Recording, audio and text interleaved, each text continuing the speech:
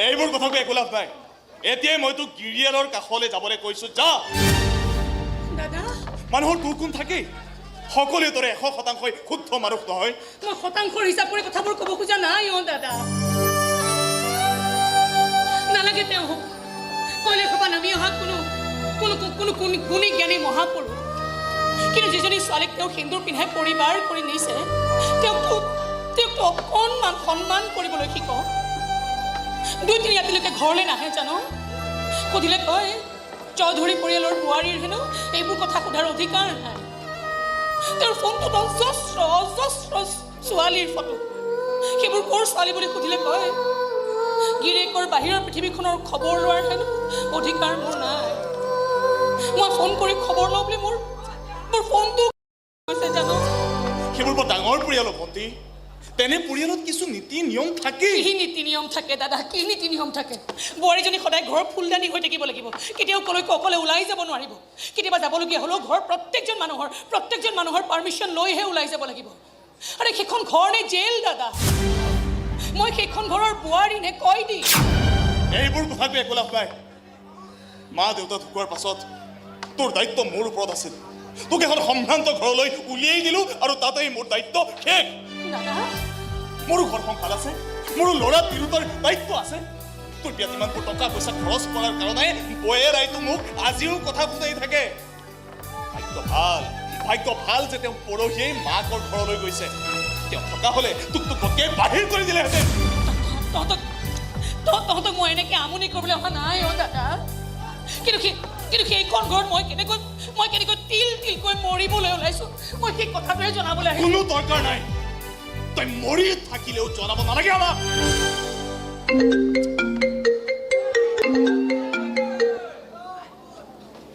hello' Bablu আছে নাই ওলাইছে আৰু ঠিক আছে মই এতিয়াই পঠিয়াই দিছোঁ হ'ব দিয়া এয়া গিৰিয়েৰৰ ফোন আহিলেই তই যা সোনকালে ইয়াৰ পৰা যাম দাদা যাম ইমানকৈ চিঞৰিব নালাগে যিয়ে যধে মধে জলৈকে তলৈকে নিজৰ ভনীয়েকজনীক দলিয়াই দিয়াতেই নিজৰ দায়িত্ব শেষ বুলি ভাবে সেই মানুহজনক আৰু মই নতুনকৈ দায়িত্ব দিবলৈ নাযাওঁ ইয়ালৈ আচলতে মই দুটা প্ৰশ্নৰ উত্তৰ বিচাৰিহে আহিছোঁ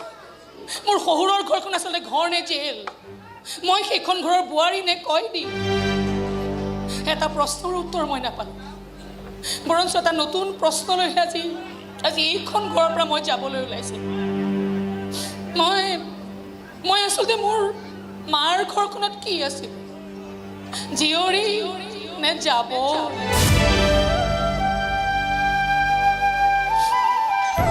কিন্তু এইটো প্ৰশ্নৰ উত্তৰটো মই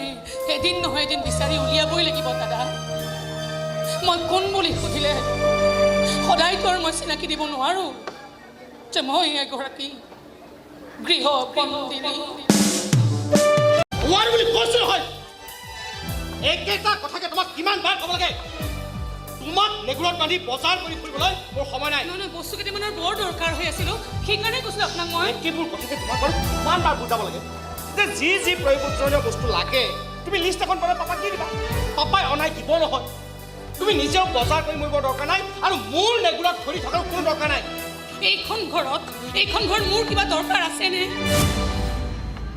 মানে সহজকৈ সুধিবলৈ গ'লে আপোনাৰ জীৱনত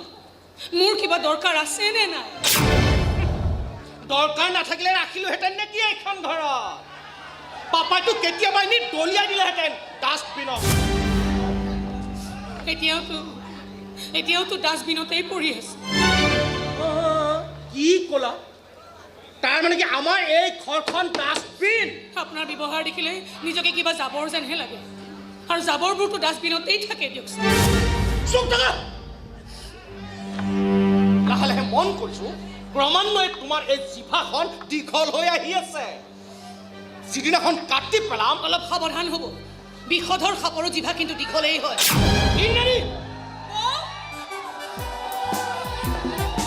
হাত ৰাখিবলৈ এৰি তুমি ইয়াতে দাদাৰ লগত মেল পকাই আছা মই 11টাত যাম বুলি কৈছিলো নে নাই তোমাক এতিয়া মই কি খাই যাম মই এটি বনাইছো হ'ব হ'ব নালাগে মই হোটেলতে খাই ল'ম কেৱল এতিয়াৰ পৰা অলপ কামত চিনচিয়াৰ হ'বা মই যি কওঁ আখৰে আখৰে মানি চলিবা তুমি মোতকে বয়সত সৰু ৰিম্পী বয়সতে সৰু পজিশ্যনত কিন্তু ডাঙৰ তুমি বোৱাৰীহে মই কিন্তু এইখন ঘৰৰ ছোৱালী হয় গতিকে মোৰ সন্মুখত বৰ বেছি স্মাৰ্ট হ'বলৈ চেষ্টা নকৰিবা বাই দাদা অলপ কাম আছিল পাপা অলপ সাৱধানে থাকিবি এই কৰোনা ভাইৰাছে বাহিৰৰ পৰা আতংক চলাই আছে don't worry papa I will be all right bye এই কিবা খাই গ'ল নে নাই বনালেহে খাব তুমি তাৰমানে এতিয়ালৈকে একো ৰন্ধাই নেকি কেনেকৈ ৰান্ধিব মোৰ লগত কাজিয়া কৰি কৰিয়েই দেখোন টাইম পাছ কৰি আছে মই একো টাইম পাছ কৰা নাই কেৱল মোৰ মনৰ কথাখিনি মই তোমাৰ মনৰ কথা মনতে সাঁচি ৰাখা বোৱাৰী তুমি এইখন ঘৰ আমাৰ চৌধুৰী ফেমিলিৰ বোৱাৰী ৰন্ধা বঢ়াৰ পৰা সৰা মছালৈকে এজনী বোৱাৰীৰ যিখিনি কাম সেইখিনি মুখ বন্ধ কৰি চাফাকৈ কৰি যোৱাটোৱে তোমাৰ দায়িত্ব তোমাৰ মনে কি কয় সেইবোৰ জানিবলৈ আমাৰ কাৰোৰে অকণো আগ্ৰহ নাই এতিয়া শুনিলাতো পাপাই কি ক'লে আকৌ মোৰ লগত বজাৰলৈ যাবলৈ ওলাইছে জানা পাপা কিবা বোলে দৰকাৰী বস্তু লাগে যি দৰকাৰী বস্তু লাগে লিষ্ট এখন বনাই মোক দি দিলেই হ'ল যদি দৰকাৰী যেন দেখো তেতিয়াহ'লে মই ৰুণিমাৰ হতুৱাই অনাই দিয়াৰ ব্যৱস্থা কৰিম নহয় তাৰ কাৰণে এই বাবলুক দিগদাৰি দিবৰ কোনো দৰকাৰ নাই মই লগত গ'লে আপোনাৰ ল'ৰাৰ কিয় ইমান দিগদাৰি হয় ঘৈণীক লগত লৈ ফুৰিবলৈ মই লাজ পাওঁ কিন্তু বেলেগৰ ঘৈণীয়েকবোৰক লং ড্ৰাইভত দিবলৈ লাজ নাপায় নহয় এইবোৰ তাৰ পাৰ্চনেল লাইফ আমি কেতিয়াও কাৰো পাৰ্চনেল লাইফৰ ওপৰত মাত নামাতো কিন্তু মইতো মাত মাতিবই লাগিব দেউতা কাৰণ তেখেতৰ পাৰ্চনেল লাইফত মোৰ আইডেণ্টিটি কাৰ্ডখন সোমাই আছে যে আৰু যেতিয়ালৈকে তাত মোৰ হাজবেণ্ডৰ নামটো বাবলু চৌধুৰী বুলি লিখা থাকিব মোৰ কুকুৰ নিচিনা দৃষ্টিৰ প্ৰায় এওঁৰ পাৰ্চনেল লাইফটো কেতিয়াও সাৰি থাকিব নোৱাৰো তুমি বহুত বেছি কথা কৈছা বোৱাৰী চৌধুৰী ফেমিলিৰ বোৱাৰীৰ ইমান বেছিকৈ মুখ পালৰ অধিকাৰ নাথাকে অধিকাৰ নহয় কোনো অস্তিত্বই নাই এগৰাকী বোৱাৰীৰ এইখন ঘৰত আপোনাৰ ৰাজু ককা ডাঙৰ চিকাৰী আছিল চিকাৰ কৰিবলৈ নিয়ে বন্দুকৰ গুলি খাই আপোনাৰ ৰাজু আইতাৰ মৃত্যু হৈছিল আপোনালোকে কয় সি আত্মহত্যা কিন্তু ৰাইজে জানিছিল সি আচলতে আছিল পত্নী হত্যা আপোনাৰ ককা ডাঙৰ ইঞ্জিনিয়াৰ আছিল বানাৰসত কিন্তু কোনোদিন কেতিয়াও তালৈকে আপোনাৰ আইতাক লৈ নগৈছিল এইখন ঘৰতে পৰি আছিল অকল বাথৰুমত পৰি মৰি আছিল এদিন ৰাতি কোনেও খবৰ পোৱা নাছিল একেদৰে মৰিছে আপোনাৰ মায়ে আপুনি কয় আপোনাৰ পত্নী হেনো দৰৱৰ ইনফেকশ্যনত পৰিছিল কিন্তু সঁচা কথাটো হ'ল তেওঁ খঙতে আটাই সোপাত দৰৱ একেলগে গিলি দিছিল খংটো চাগে আপোনাৰ ওপৰতে উঠিছিল নাইবা আপোনালোকৰ এই চৌধুৰী পৰিয়ালৰ ওপৰত কিন্তু খং যাৰ ওপৰতে নহওক কিয় চৌধুৰী পৰিয়ালৰ প্ৰত্যেকগৰাকী বোৱাৰীয়ে কিন্তু অকাল মৃত্যুক সাৱটি ল'বলৈ বাধ্য হৈছে আৰু এতিয়া সেই লিষ্টখনত আপোনালোকে মোৰ নামটো সোমোৱাবলৈ উঠি পৰি লাগি গৈছে নহয় পাপাই তোমাক মনে মনে থাকিবলৈ কৈছে নে নাই আপোনালোকৰ এই চেষ্টা চাগে কেতিয়াও বিফলে নাযায়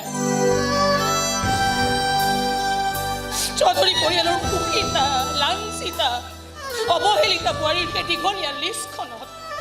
অতি সোনকালে চাগে মোৰ নামটো সোণালী আখৰেৰে লিখা আৰু সেই লিষ্টখনৰ তলত থাকিব আপোনালোক প্ৰত্যেকৰে একো একোটা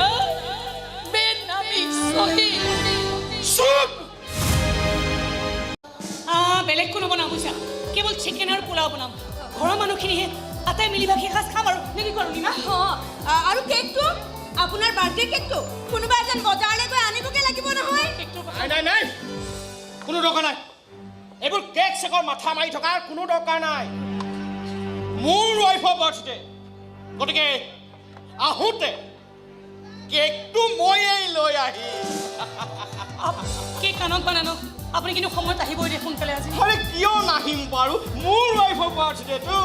পাপাইতো ফোন কৰি ভণ্টিক কৈয়ে দিছে এই আজি বোৱাৰীৰ বাৰ্থডে গতিকে ইভিনিং আমি এনজয় কৰিম এনিৱে এতিয়া কিন্তু পাপা আৰু মই এঠাইলৈ যাম কিন্তু ঠিক ইভিনিং 6 মান বজাত পাই যাম okay bye bye happy birthday এই ছাৰহঁতৰ কথাত কিন্তু একদম বিশ্বাস নকৰিব বাইদেউ এওঁলোকে এইবোৰ এনেই কয় নাই ৰুণিমা আজি এনেই কোৱা নাই আজি ৰাতিপুৱাই এওঁ দেউতাক ভনীয়েক কাঠাই আহি মোক উপজাচি বাৰ্থডে উইচ কৰিছে ৰাতিকে পাৰ্টি কৰিম বুলিও কৈছে মইতো এওঁলোকৰ পৰাই অকণমান মৰমেই ইমান দিনে বিচাৰি আছিলোঁ চোৱা বেলেগতো একোৱেই বিচৰা নাছিলোঁ সেইখিনি মৰম দিবলৈও এওঁলোকৰ ইমান দিনে সময় নোলাল কিন্তু আজি চোৱা ৰণিমা আজি প্ৰত্যেকৰে সময় ওলাইছে গতিকে মুহূৰ্তটো মই হিয়া উজ্জাৰি উপভোগ কৰিব বিচাৰিছোঁ ব'লা আমি ৰন্ধা বঢ়াত লাগি দিওঁগে ব'লা এনেকুৱা জুতি লগাকৈ বনাম নহয় আজি আটাই টকালি পাৰি খাব লাগিব অৰুণিমা এই পিঁয়াজখিনি কিন্তু সৰু সৰুকৈ কাটিব লাগিব দেই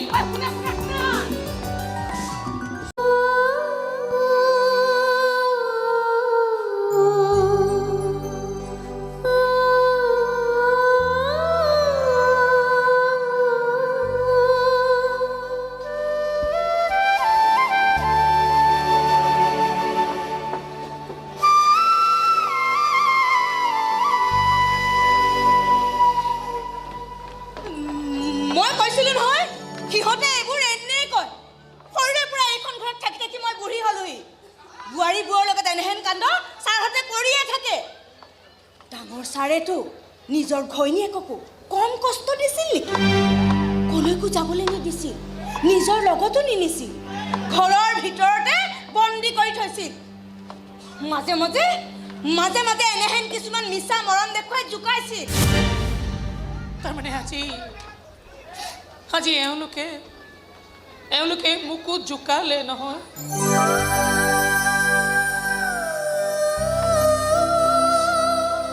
মোক ঠাট্টা কৰিলে মোক হাঁহিয়েতৰ পাত্ৰ সজাই মোক বুজাই দিলে যে আচলতে এইখন ঘৰত আচলতে মোৰ অস্তিত্ব কি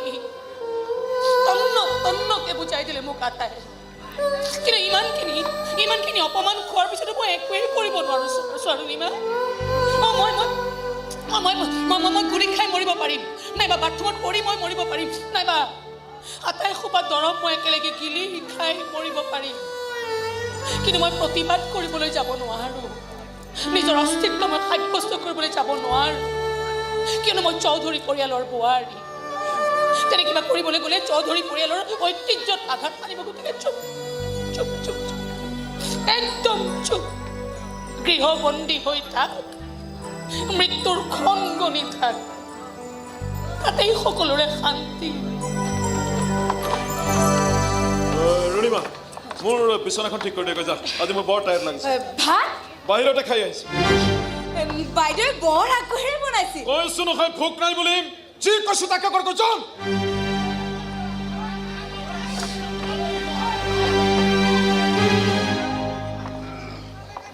বাবলু আজি দিনটো মোৰ লগতে আছে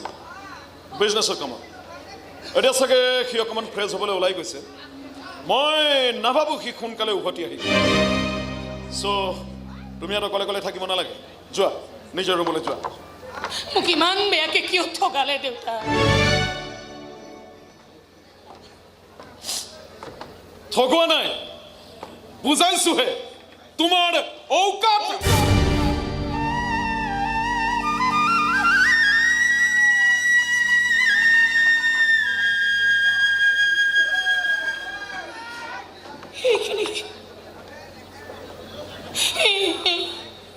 এইখিনি কথা বুজাবলৈকে মোক ইমান কষ্ট দিবলগীয়া হ'ল ইমান কষ্ট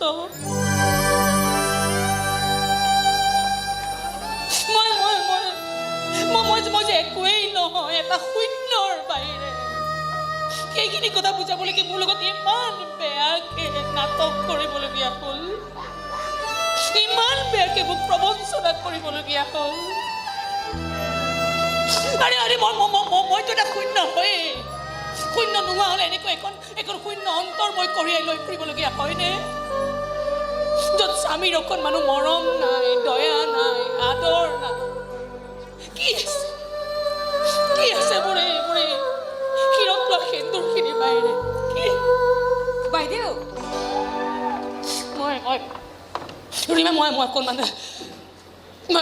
মই অকণমান ওলাই আহোঁ ৰ'বা বাইদেউ কলৈ যায় এনেই অকণমান ঘূৰি ফুৰোঁ পাগলৰ দৰে পাগল নোহোৱাকৈ